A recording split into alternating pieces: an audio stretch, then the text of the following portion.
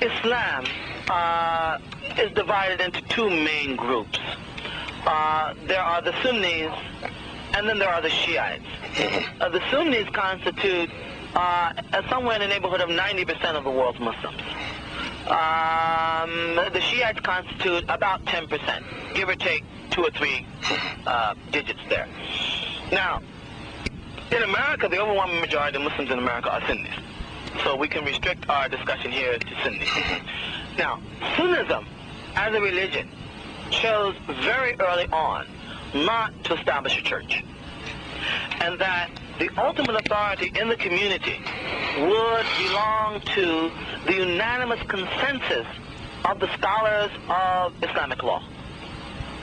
That is to say, that only that upon which the scholars of Islamic law unanimously agree, not agree in the majority, but agree unanimously, only that is binding upon every Muslim. That upon which they do not agree simply has to be left open to discussion and debate. Now, in the year 310 of the Muslim calendar, which translates into about 910 of the Common Era, there's a man by the name of Ibn al-Munzir, and he wrote a book in which he tried to catalog all of the issues on which there was unanimous consensus by the Muslim jurists, the scholars of Islamic law. And this book came out to be a tiny little thing of about 200 pages. All right? There are books on disagreement in Islam that number several volumes, 14 volumes, 20 volumes. So the number of issues on which Muslims have disagreed and agreed to disagree have always outnumbered that upon which they have agreed to agree upon. So the door to massive diversity in Islam, and very early on, Islam committed itself to a system of intra-religious pluralism, and that was based on a very fundamental theological position, which said the following. When the Prophet Muhammad was here, he had an infallible understanding of the religion. If the Prophet Muhammad was asked a question about the meaning of revelation, not about is Chevy better than Ford, but about the meaning of revelation, his answer was correct, and God protected him from error in that regard. But once the Prophet died, Sunnism agreed that no individual has a perfect understanding of the religion. Okay? That he can claim to be perfect in the face of others.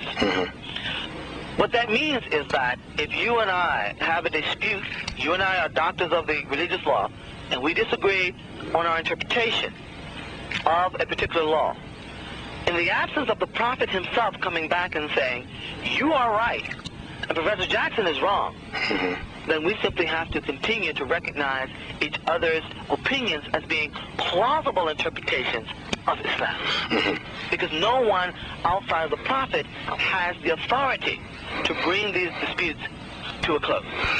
Is this a point of departure from Shiism? Well, Shiism had a slightly different, well, not a slightly, but a somewhat different approach. Shiism said basically that, no, following the death of the Prophet, you need an individual who has an impeccable, infallible understanding of revelation. If you don't have that, the religion is subject to go astray. And Shiism, quite frankly, sort of drew inspiration for this position from the Quran itself, which presents the whole problem with former communities, being that at a certain point it became populated by people who were not either scrupulous enough or who simply did not have the proper understanding of the religion, and the community went astray. And so Shiism said we have to have somebody who has perfect understanding, and that individual is the Imam. And so for Shiism, the Imam holds the place of the Prophet, although they do not consider him to be a prophet. They consider him to have the impeccable understanding of religion. Sunnism holds only the consensus of the community of scholars, has impeccable understanding of religion. But let us look at the history of Shiism and the use that they made from the martyrdom of Ali, from the martyrdom of Hussein. And even contrary to the truly recorded history, some of the Shiites claimed that all Imams were martyred. But even the great historians of Shiites, even the great theologians such as Sheikh Mufid, they very clearly say that not all Imams were martyred. Not all of them were assassinated. Some of them died natural death. But it was good for the Shia identity, to claim and try to prove to the masses that all Imams were oppressed, were under pressure, and so they were either assassinated or poisoned, and so on and so forth. So this is again part of the mass history of Shiism, and this stems from the psychology of minority identity. Now, for me, as I see the problem, the main point of divide, the main line of divide between Shia and Sunni is neither the historical event of successorship. It is anyway over, and we cannot discuss it anymore. It's not useful. And that is not really the case.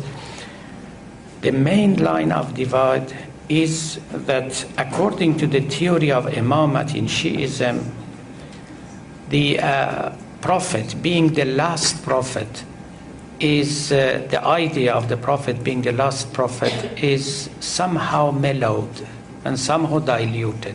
This is how I see it, if not disproved.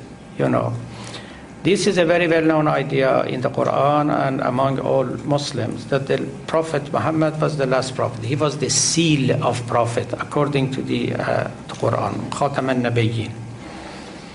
Now, this is of course well-known, part of Muslim theology, no doubt about it.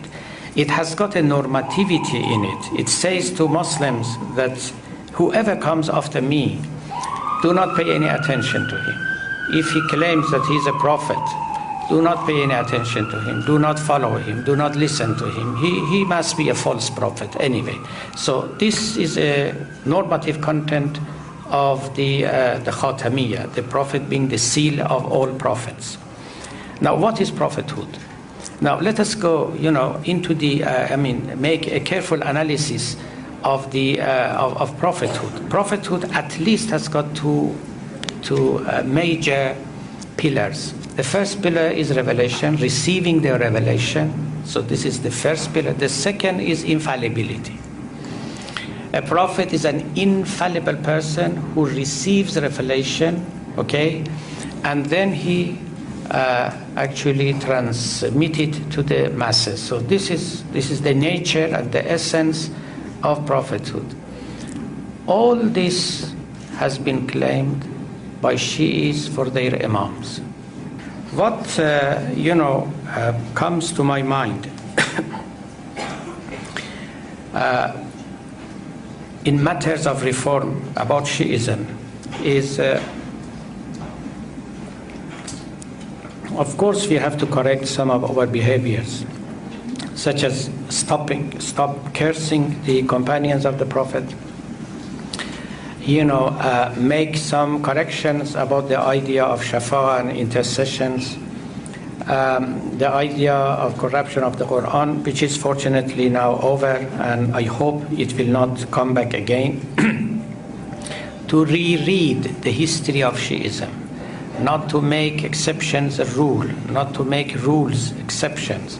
So this is very important, and most of all, and most importantly, the idea of the imamah. The theory of imamah is a very faulty theory. That should be revisited, thoroughly.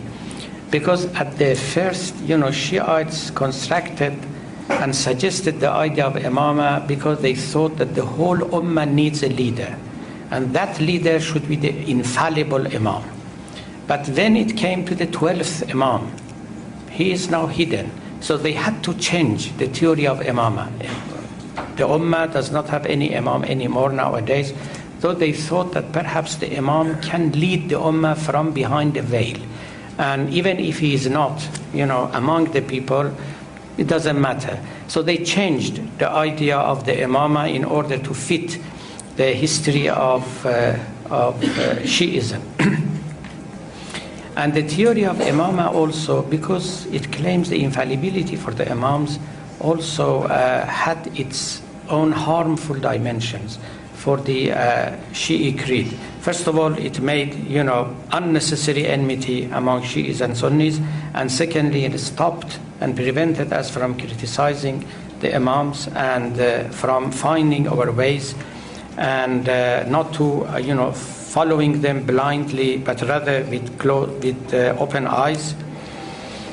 So a change in the theory of imamat, I think, will do the job and will make us much closer to our Sunni majority.